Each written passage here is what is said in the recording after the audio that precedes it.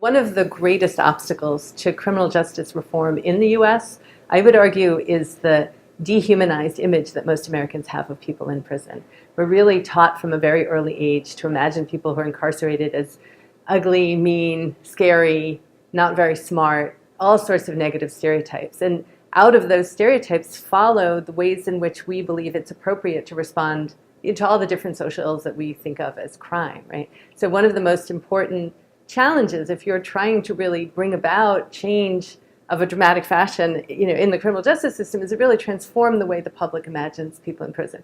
But when teachers work in the classroom in a prison setting, very often they're really startled by the intellect and the creativity of their students, their intellectual potential, their academic hopes and dreams, the things they'd like to do in their lives. And very often what people describe, the teachers describe, is it never really occurred to me that somebody in prison might want to be an astrophysicist, or might want to be an engineer, or a doctor, or an attorney, or a journalist. And so there's something very powerful about that face-to-face encounter in the classroom.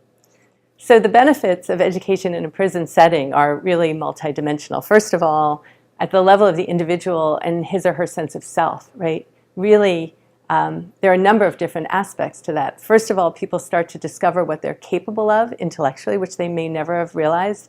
I think the overwhelming majority of people who are incarcerated have had really negative early educational experiences. So the opportunity to go to school inside is important, not only because they have the opportunity to develop the skills and knowledge, but also because they have that opportunity to actually enjoy going to school and to be good at it, right? When they have teachers who are genuinely interested in them and their well-being and their progress or their academic success, and who are talented and competent, they discover school, and they discover being intellectual, they discover being a student, and that's really a joyous thing. But the other thing that school does is that it opens up whole new worlds for students, right, who may never have heard about the disciplines that they're already passionate about, but didn't know there was a word for, or didn't know there were professional or academic communities that were engaged in studying that particular field. And then obviously, I think a lot of times people talk about the sense of hopefulness that they get from learning and growing and discovering the world.